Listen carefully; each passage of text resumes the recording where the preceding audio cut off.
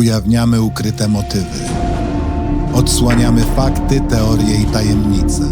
Od odcisków palców po nagrania z kamer. Zbrodnie zapomniane przez czas, ale nie przez nas. Kryminalne opowieści zabiorą cię w mroczną podróż w głąb ludzkiego umysłu, gdzie rodzi się zbrodnia. Andy Polański zaprasza.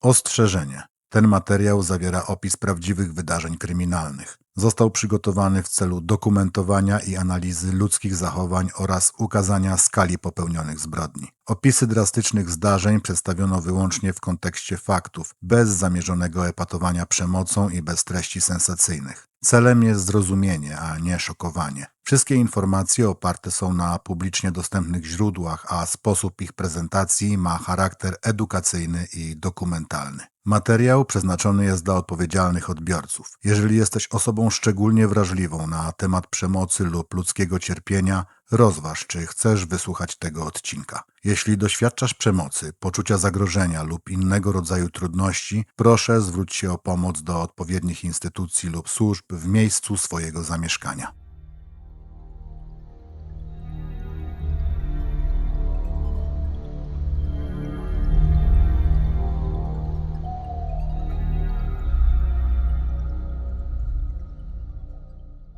Północna Szwecja we wrześniu potrafi być złudnie spokojna. Drogi ciągną się kilometrami przez lasy, jeziora odbijają ciężkie niebo, a między miasteczkami bywa tak pusto, że przez długie minuty nie mija się żadnego samochodu. W piątek, 12 września 2008 roku, 29-letnia Caroline Stenvall wyruszyła właśnie w taką drogę. Z rodzinnego Piteå kierowała się na północ do Jukkasjärvi. Czekała ją około 5-godzinna podróż i rozmowa kwalifikacyjna w słynnym Ice Hotel, miejscu zbudowanym z lodu i światła, które każdej zimy przyciąga ludzi z całego świata. To miał być nowy początek. Po miesiącach rekonwalescencji, po operacji kolana znów mogła normalnie chodzić, planować, ruszyć naprzód. Lato spędziła w domu rodziców, wracając do sił. Teraz znów była w drodze. Sama, skupiona, z myślami wybiegającymi kilka godzin do przodu. Rodzina zapamiętała ją jako osobę pogodną i pełną energii. Jasnobrązowe, lekko kręcone włosy, niebieskie oczy, szeroki uśmiech.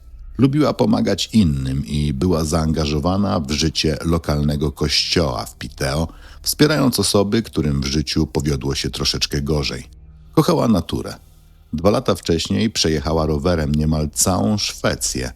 Od Tretiskreset, miejsca, w którym stykają się granice Szwecji, Norwegii i Finlandii, aż po najdalej wysunięty na południe kraniec kraju Smyjehuk. Lubiła sprawdzać własne granice, długie dystanse jej nie przerażały. Tego dnia również czekała ją długa trasa. Następnego poranka jej samochód został odnaleziony na parkingu przydrożnym Steinbrunn, około 1,5 godziny jazdy przed Jukkasjärvi. Auto było zamknięte. Na fotelu pasażera leżał jej płaszcz, obok telefon komórkowy.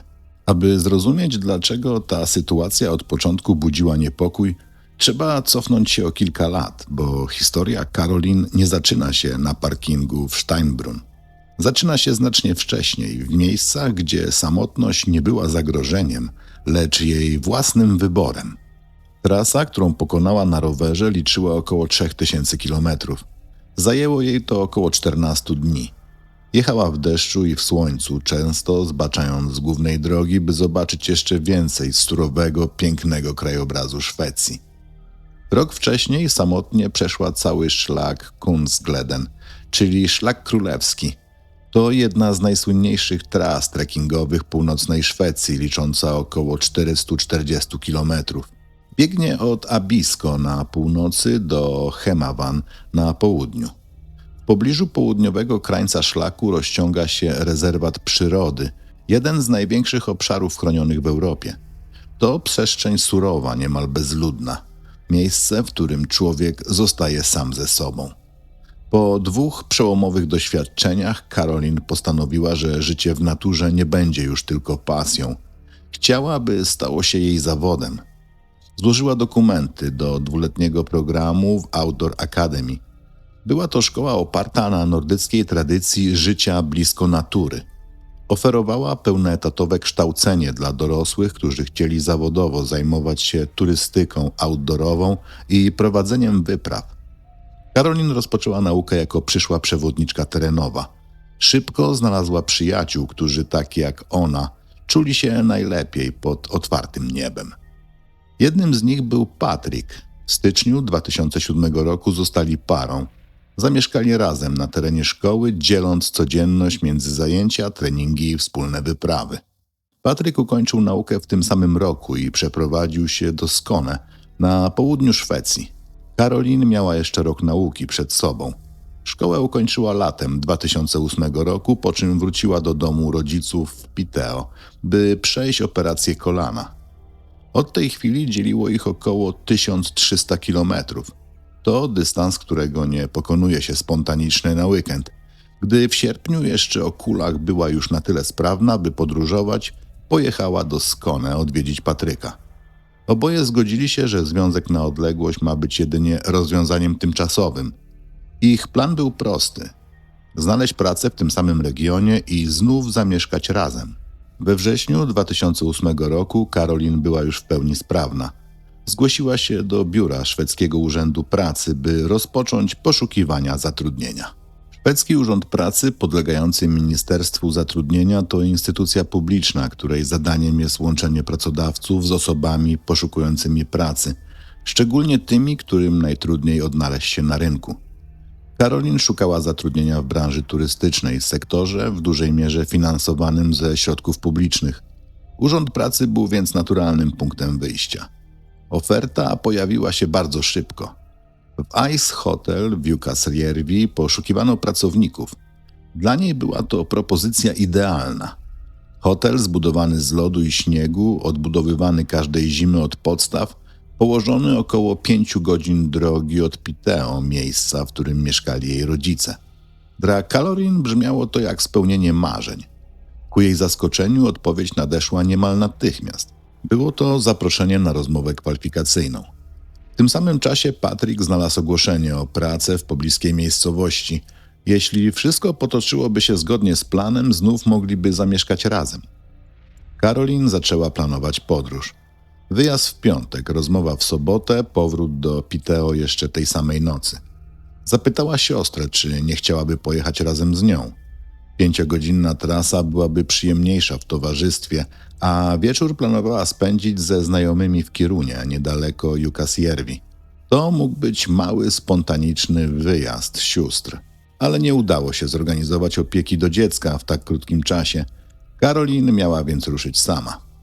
W południe, w piątek 12 września, przekręciła kluczyk w swoim niebieskim Fordzie Focusie i wyjechała z Piteå. Zatrzymała się jeszcze na pobliskiej stacji benzynowej, po czym skierowała się na północ. Po około 1,5 godzinie jazdy poczuła głód. Zatrzymała się na kolejnej stacji w Tere. Kupiła kolę i kanapkę z kurczakiem. Zadzwoniła do ojca. Powiedział jej, żeby jechała ostrożnie i nie przekraczała prędkości. Odpowiedziała, że nigdy nie jeździ za szybko i że nie ma się czym martwić. Ruszyła dalej. Po kolejnych 2,5 godzinach jazdy musiała skorzystać z toalety. Zjechała na znany parking przydrożny Steinbrunn. Zaparkowała samochód na parkingu, telefon komórkowy zostawiła na płaszczu na fotelu pasażera i zamknęła drzwi. Co wydarzyło się później, do dziś nie zostało jednoznacznie ustalone. O godzinie 15:55 jej telefon zaczął dzwonić. Nie mogła go jednak usłyszeć, był zamknięty w aucie, a ona znajdowała się już gdzie indziej. Kolejne połączenie przyszło o 16:40, następne o 17:22. Dzwonili rodzice, dzwonił Patryk, dzwonili znajomi z Kiruny, u których miała nocować. Próbowali wielokrotnie, wieczorem, późną nocą oraz nad ranem. Nikt jednak nie wiedział, że inni również próbują się z nią kontaktować. Dopiero w sobotni poranek znajomi z Kiruny zadzwonili do Patryka i poinformowali go, że Caroline nigdy do nich nie dotarła. O godzinie 10:42 Patryk zgłosił jej zaginięcie na policję. W tym samym czasie przyjaciele wsiedli do samochodu i ruszyli w stronę Piteo, licząc na to, że po drodze natkną się na nią albo na jej auto. Policja sprawdziła okoliczne szpitale, wykluczając wypadek drogowy. Tego dnia funkcjonariusze namierzyli jej telefon komórkowy. Lokalizacja prowadziła do parkingu w Steinbrunn. Było około 16 w sobotę, gdy na miejsce dotarł patrol. Policja wysiadła z radiowozu i niemal od razu zauważyła niebieskiego Forda Focusa, należącego do Caroline. Zajrzała przez szybę. Na fotelu pasażera leżał płaszcz, obok telefon. Otwarta paczka chipsów. Caroline nie było. Funkcjonariuszka wyjęła kartkę papieru i długopis, napisała krótką wiadomość. Cześć, skontaktuj się z policją pod numerem takim i takim. Szukamy cię z poważaniem, policja. Nie miała przy sobie taśmy, więc przypięła kartkę do szyby plastrem opatrunkowym. Caroline nigdy tej wiadomości nie przeczytała. Policja natychmiast przeszukała teren parkingu z użyciem psów tropiących. W powietrze poderwano śmigłowce, które przeczesywały pobliskie lasy. Nurkowie zeszli do rzeki płynącej w pobliżu postoju. Nie znaleziono nikogo. Wyglądało to tak, jakby zaparkowała samochód, zamknęła go i rozpłynęła się w powietrzu. Od chwili zgłoszenia zaginięcia 4 funkcjonariuszy pracowało nad sprawą w pełnym wymiarze godzin. Policja zwróciła się do opinii publicznej z prośbą o pomoc. Do poszukiwań włączyły się liczne organizacje, w tym Hemmerwend, Szwedzka Gwardia Krajowa, formacja rezerwowa sił zbrojnych powołana w 1940 roku podczas II wojny światowej. Większość jej członków na co dzień pracuje cywilnie, a w czasie pokoju służy w niepełnym wymiarze. Wspierają działania podczas klęsk żywiołowych i w sytuacjach wymagających mobilizacji dużej liczby ludzi. Istniała realna szansa, że Caroline wciąż żyje. Policja chciała mieć pewność, że zrobi wszystko, by ją odnaleźć. W kulminacyjnym momencie w działaniach zaangażowanych było 70 policjantów. Mimo to nie natrafiono na żaden ślad, który prowadziłby do rozwiązania sprawy. Pojawiały się teorie i jedna po drugiej upadały. Jedna z nich dotyczyła autostopowicza, którego zachowanie miało wydać się komuś podejrzane. Być może Caroline zabrała go do samochodu. Być może miał związek z jej zniknięciem. Inna hipoteza zakładała porwanie przez kierowcę ciężarówki. Parking Steinbrunn był popularnym miejscem postojów dla tirów zmierzających w stronę Kiruny. Żadna z tych teorii nie przybliżyła śledczych do prawdy. W tym samym czasie, gdy Caroline jechała na północ, by zawalczyć o pracę marzeń w Ice Hotelu, inny mężczyzna spędzał dzień w zupełnie inny sposób. Nazywał się Tony Alden. Wziął wolne w pracy, by wybrać się na polowanie. Pracował w magazynie zakładów należących do szwedzkiej spółki górniczej LKAP w Kirunie. Miał 51 lat, mieszkał z żoną i 2 dzieci w domu niedaleko Jukkasjärvi. Z poprzedniego małżeństwa miał także dorosłego 25-letniego syna. Jukkasjärvi leży zaledwie około 10 km od parkingu Steinbrunn. Jak wielu Szwedów we wrześniu, Tony wziął udział w corocznym polowaniu na łosie. To tradycja głęboko zakorzeniona w szwedzkiej kulturze. Ze względu na dużą populację łosi w kraju ich liczebność musi być kontrolowana. Każdego roku wyznaczane są limity odstrzału, a sezon łowiecki staje się dla wielu nie tylko obowiązkiem, lecz także rytuałem. Tony Alden należał do jednej z takich grup myśliwskich, które każdej jesieni zbierały się na łowach. Niewielu jednak wiedziało, że Tony od lat zmaga się z poważnym uzależnieniem od alkoholu. Był alkoholikiem. Próbował przestać wielokrotnie, ale bez skutku. Ukrywał swój problem przed rodziną. Dopiero kilka miesięcy przed tymi wydarzeniami wyznał żonie, że ma problem z piciem. Liczył, że szczerość pomoże mu zerwać z nałogiem, ale stało się odwrotnie. W tygodniach poprzedzających wydarzenia z 12 września pił niemal bez przerwy. W domu wymykał się do garażu. W pracy spożywał alkohol w toalecie. 2 razy w tygodniu odwiedzał sklep monopolowy. Każdorazowo kupował 4 butelki wódki. W piątek, 12 września 2008 roku, około 6 rano, również kupił 4 butelki. Tego dnia grupa myśliwych zebrała się w leśnej chacie, która miała być ich bazą wypadową. Tony wypił pierwszą butelkę jeszcze przed wyjazdem. Następnie wsiadł do swojego czarnego Audi, ciągnąc przyczepę wypełnioną pociętym drewnem na opał do ogrzewania chaty. Rozładował drewno i dołączył do reszty. Po kilku godzinach wrócił do samochodu i wysłał wiadomość do lidera grupy Ingvara Nordströma. Napisał, że wpadł do dużej kałuży i musi zakończyć polowanie na dziś. Ingvar później zeznał, że wydawało mu się to dziwne. Zakończenie dnia łowieckiego przed czasem nie należało w naturze Toniego. Kilka godzin później, w piątkowe popołudnie, Tony zaparkował samochód z przyczepą na parkingu w Steinbrunn, by wyrzucić worki ze śmieciami. Przyjechał tam krótko po Karolin. Nigdy wcześniej się nie spotkali. To był przypadek, zwykłe przecięcie się dwóch dróg w tym samym miejscu i czasie. Ten zbieg okoliczności sprawił jednak, że Karolin zniknęła, a Tony opuścił parking, nie zwracając na siebie niczyjej uwagi. W sobotnie popołudnie starsze małżeństwo Kurt i Annette Verenen wybrało się na ryby nad niewielki strumień w pobliżu innego parkingu w okolicy, znanego jako Femoattan.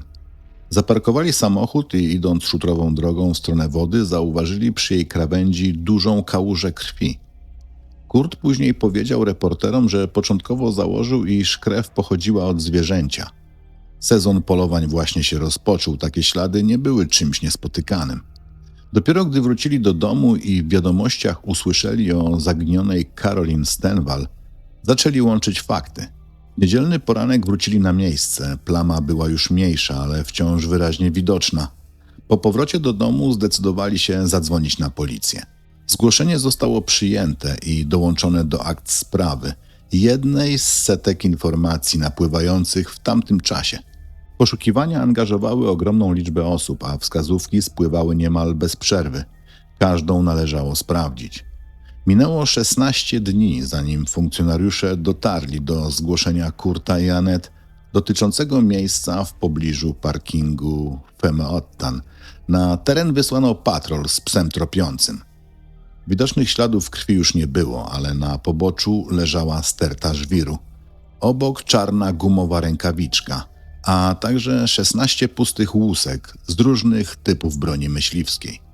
Gdy funkcjonariusze rozkopali żwir, spod powierzchni zaczęła przesiąkać krew. Zrozumieli, że trafili na coś bardzo istotnego. Przeszukując okoliczny teren, natknęli się na czarną gumową matę, taką, jaką zwykle znajduje się w bagażniku samochodu. Leżała kilkanaście metrów w głąb lasu. Gdy podeszli bliżej, zobaczyli na niej ślady krwi. To właśnie ten element miał później przesądzić o losie śledztwa. Mata została zabezpieczona i przekazana do analizy.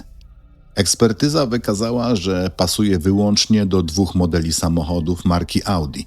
Korzystając z rejestru pojazdów, śledczy ustalili, że w mieście Jelivere zarejestrowanych jest 83 właścicieli takich aut. Rozpoczęli kontakt z nimi jeden po drugim. Numer 3 na liście należał do Toniego Aldena. Po wstępnej rozmowie telefonicznej został wezwany na komisariat w celu złożenia zeznań. Odpowiadał na pytania spokojnie, bez widocznego wahania. Gdy zapytano o brak maty w jego samochodzie, wyjaśnił, że została zniszczona podczas przygotowań do polowania na łosie i że wyrzucił ją do paleniska przy leśnej chacie. Zaproponował nawet, że pojedzie z policją na miejsce, by pokazać, gdzie mata została spalona. Śledczy prowadzący sprawę, Jon Niwa, uznał propozycję Toniego za dobry pomysł. Gdy dotarli do radiowozu, współpracownik Niwy usiadł za kierownicą. Tony zajął miejsce z przodu, po stronie pasażera. Jon Niwa usiadł z tyłu. Po latach, już jako emerytowany funkcjonariusz, Niwa wspominał tę drogę w rozmowie z dziennikarzami. Mówił, że Tony sprawiał wrażenie spokojnego i rozsądnego. Nie powiedział nic, co mogłoby wzbudzić podejrzenia. Zachowywał się bardzo naturalnie. Ale z miejsca, w którym siedziałem z tyłu, widziałem pulsującą żyłę na jego szyi, odpowiadał Niwa. Liczyłem uderzenia, jego serce biło w tempie około 120 uderzeń na minutę. Wtedy wiedziałem, że mamy naszego człowieka. Policja nie wiedziała jeszcze, co dokładnie stało się z Karolin Stenvall, ale byli przekonani, że Tony ma na pewno z tym związek. Podczas gdy funkcjonariusze jechali z nim do leśnej chaty, technicy kryminalistyki przeszukiwali jego czarne Audi. W bagażniku znaleziono ślady krwi oraz ludzkie włosy. Gdy Tony wrócił na komisariat, został zatrzymany i formalnie oskarżony o porwanie i zabójstwo Carolyn. Na informacje o zarzutach zareagował z niedowierzaniem. Chyba żartujecie, miał powiedzieć. Poinformowany o prawie do adwokata, przez cały czas utrzymywał postawę osoby niewinnej. Podczas kolejnych przesłuchań konsekwentnie zaprzeczał. Nie potrafił wyjaśnić, dlaczego w jego samochodzie znaleziono DNA Carolyn. Po kilku dniach milczenia załamał się i próbował odebrać sobie życie w celi, używając ostrego przedmiotu. Strażnik odnalazł go na czas i udzielił pierwszej pomocy. Mimo tego Tony wciąż odmawiał współpracy. Dopiero 2 dni później sytuacja uległa nagle zmianie. Policja poinformowała go, że jego najstarszy syn zostanie przesłuchany w związku ze sprawą. Nie miał on alibi na piątkowe popołudnie. To był przełomowy moment. Tony zaczął mówić. Twierdził, że doszło do wypadku. Opowiadał, że w piątek na parkingu Steinbrunn zaparkował zbyt blisko Carolyn. Uważał, że jej nie potrącił, ale gdy wysiadł z samochodu, podeszła do niego i zaczęła krzyczeć. Była zdenerwowana, między nimi wywiązała się kłótnia. Tony powiedział, że odepchnął ją, a ona upadła i uderzyła głową o przyczepę. Gdy podszedł do niej, leżącej na ziemi, zobaczył krew wypływającą z jej ust. Uznał, że nie żyje. Wpadł w panikę, włożył jej ciało do bagażnika i odjechał. Jeździł bez celu przez jakiś czas, jak później twierdzi, był w szoku i był zdezorientowany. Zatrzymał się przy innym parkingu w okolicy Femaoten. Otworzył bagażnik, by pozbyć się ciała. Wtedy, według jego zeznań, zorientował się, że Carolyn wciąż żyje i odczuwa silny ból. Sięgnął po swoją broń myśliwską. Oddał 2 strzały, jeden w plecy, drugi w głowę. Twierdził, że zrobił to z litości. Następnie ponownie umieścił jej ciało w bagażniku i odjechał. Po pewnym czasie zatrzymał się w lesie i ukrył je wśród drzew. Nie potrafił później dokładnie wskazać miejsca ani wytłumaczyć, dlaczego wybrał akurat ten teren. Kilka dni później wrócił tam ponownie. Powiedział policji, że poczuł wyrzuty sumienia. Nie chciał, by leżała tam sama. Umieścił jej ciało ponownie w bagażniku, przewiózł w inne miejsce, dalej w głąb lasu i podpalił. Nie potrafił wyjaśnić, dlaczego zdecydował się na spalenie zwłok. Gdy śledczy poprosili go o wskazanie miejsca, gdzie pozostawił Carolyn, pokazał im okolice na mapie. Po chwili wahania zaznaczył kilka punktów. Patrol wysłany w teren nie znalazł jednak niczego. Podczas kolejnego przesłuchiwania podał inną lokalizację. Tam właśnie odnaleziono ciało Carolyn Stenval. Minęło prawie 6 tygodni. Zwłoki były w stanie znacznego rozkładu i częściowego zniszczenia. Śledczy podejrzewali, że Tony celowo podawał błędne miejsca, by utrudnić odnalezienie ciała i opóźnić postępowanie. Sekcja zwłok wykazała, że Carolyn doznała licznych obrażeń zadanych tępym narzędziem w obrębie głowy i szyi, powodujących poważne uszkodzenie czaszki oraz kręgosłupa. Została również postrzelona 2-krotnie w głowę i w plecy. Analiza toru pocisków wskazała, że najprawdopodobniej stała w momencie oddania strzałów. Wiele elementów materiału dowodowego nie potwierdzało wersji przedstawionej przez Tony'ego, poza faktem, że ciało zostało podpalone po śmierci. Policjanci, którzy odnaleźli miejsce ukrycia zwłok, zeznali, że na drzewie w pobliżu wisiał biustonosz Carolyn. Części ciała nosiły ślady podpalenia. Tony tłumaczył, że nie miał odwagi podpalić jej twarzy. Jeden ze świadków, spacerujący tamtego wieczoru z psem, zeznał, że około 23:00 w piątek, w dniu zaginięcia Carolyn, słyszał 2 strzały dochodzące z rejonu parkingu. Jeśli relacja ta była prawdziwa, oznaczałoby to, że Carolyn przebywała z Tonym przez wiele godzin, zanim odebrał jej życie. Śledztwo wykazało również, że w tygodniach pomiędzy zaginięciem Carolyn Stenval a zatrzymaniem Tony Aldena Podejmował on aktywne próby zatarcia śladów. Wrócił na miejsce, gdzie ją zabił. Usypał stertę ziemi i żwiru, by przykryć plamy krwi. Zostawił czarną gumową rękawicę oraz 16 pustych łusek, by wprowadzić śledczych w błąd. Rękawica należała do jednego z jego współpracowników i znajdowało się na niej DNA tej osoby. Łuski, jak ustalono, pochodziły z różnych typów broni, prawdopodobnie zostały zebrane na pobliskiej strzelnicy. Śledczy Jon Niwa powiedział później mediom, że w jego ocenie Tony nie działał impulsywnie, bez refleksji, lecz próbował kalkulować. Przez lata ukrywał swoje uzależnienie od alkoholu, a kiedy pojawiło się ryzyko ujawnienia, reagował agresją i desperacją. Według Niwy możliwy scenariusz był następujący. Karolin mogła zauważyć, że Tony prowadzi pod wpływem alkoholu i zwróciła mu na to uwagę na parkingu Steinbrunn. On, obawiając się konsekwencji, zdecydował się uciszyć jedynego świadka. To była jedna z hipotez śledczych. Inni wskazali na elementy, które mogły sugerować motyw o podłożu seksualnym, m.in. sposób pozostawienia części garderoby i okoliczności podpalenia ciała. Tony jednak konsekwentnie zaprzeczał jakimkolwiek działaniom o takim charakterze. Ostatecznej odpowiedzi nigdy nie uzyskano. 19 marca 2009 roku sąd skazał Tony'ego Aldena na karę dożywotniego pozbawienia wolności za zabójstwo. Podczas procesu podtrzymywał swoją wersję, że wszystko zaczęło się od wypadku i że nie dopuścił się żadnego naruszenia o charakterze seksualnym. Materiał dowodowy oraz wyniki sekcji zwłok wskazywały jednak na inny przebieg wydarzeń. Sąd uznał tę drugą wersję za bardziej wiarygodną. W trakcie badań psychiatrycznych przeprowadzonych w celu ustalenia, czy może ponosić odpowiedzialność karną, nie stwierdzono u niego choroby psychicznej wyłączającej poczytalność. Rozpoznano natomiast cechy dwóch zaburzeń osobowości: antyspołecznego, charakteryzującego się brakiem empatii, lekceważeniem norm i praw innych osób, oraz narcystycznego, związanego z poczuciem wyższości i potrzebą dominacji. Po zabójstwie miał również doświadczać nasilonych stanów lękowych i reakcji stresowej. Żadne z tych rozpoznań nie stanowiło usprawiedliwienia jego czynów. Rodzina Karolin nigdy nie otrzymała pełnego wyjaśnienia, dlaczego ich córka i siostra zginęła tamtego wrześniowego dnia i być może to właśnie ta cisza, bardziej niż wyrok, pozostaje najtrudniejsza do przyjęcia. Być może nie potrafił znieść sytuacji, w której młoda kobieta zwróciła mu uwagę. Być może nie umiał poradzić sobie z tym, że ktoś mógł zobaczyć, iż prowadził pod wpływem alkoholu, a w samochodzie miał broń. To połączenie pychy, strachu i impulsu zakończyło się najgorszym możliwym scenariuszem.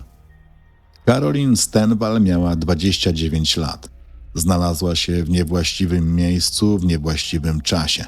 To, co jej zrobiono, zniszczyło życie jej partnera, jej rodziny, ale także życie żony i dzieci Tony'ego.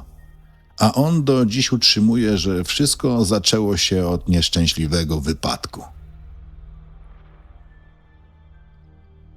Jukkasjärvi leży daleko na północy Szwecji. To właśnie tam w 1990 roku po raz pierwszy otwarto Ice Hotel. Hotel w całości zbudowany ze śniegu i lodu. Każdej zimy konstrukcja powstaje od nowa. Od grudnia do kwietnia działa jako pełnoprawny hotel z recepcją, główną halą, barem, kaplicą, restauracją i około 100 pokoi. Wszystko wykonane jest z lodu. Ściany, podłogi, sufity, łóżka, stoły, krzesła. Nawet szklanki, w których serwuje się napoje. Każdy pokój projektowany jest indywidualnie, nie ma dwóch identycznych. By móc spać w temperaturze około -5 stopni Celsjusza, goście otrzymują śpiwory przystosowane do takich warunków polarnych, a łóżka wykładane są skórami reniferów. W hotelu nie ma tradycyjnej instalacji wodnej, ale na terenie obiektu znajduje się sauna i zewnętrzna balia z gorącą wodą. To miejsce, które dla wielu symbolizuje piękno północy, dla rodziny Karolin na zawsze pozostanie miejscem, do którego nigdy nie dotarła. Historia Karolin Stenval to opowieść o drodze, która miała prowadzić do nowego początku. O planach, które miały się spełnić. O 5 godzinach jazdy przez północną Szwecję, które zmieniły wszystko. Dziękuję Wam, że byliście dziś ze mną. Dziękuję za czas, skupienie i za to, że słuchacie tych historii z empatią, nie dla sensacji, ale dla pamięci o ofiarach. Szczególne podziękowania kieruję do patronów kanału. To dzięki Wam ten podcast może powstawać w takiej formie, rzetelnej, opartej na faktach, dopracowanej narracyjnie. Wasze wsparcie daje mi niezależność i możliwość poświęcenia każdej sprawie tyle uwagi, ile naprawdę wymaga. Jeśli chcesz dołączyć do grona patronów i wspierać rozwój kryminalnych opowieści, zajrzyj do opisu odcinka. Każda forma wsparcia ma dla mnie znaczenie. A jeśli ten odcinek był dla Ciebie ważny, zostaw komentarz, ocenę lub udostępnij go dalej. To pomaga dotrzeć do kolejnych słuchaczy. Do usłyszenia w następnym odcinku. I pamiętaj, czasem najciemniejsze historie zaczynają się zupełnie zwyczajnie.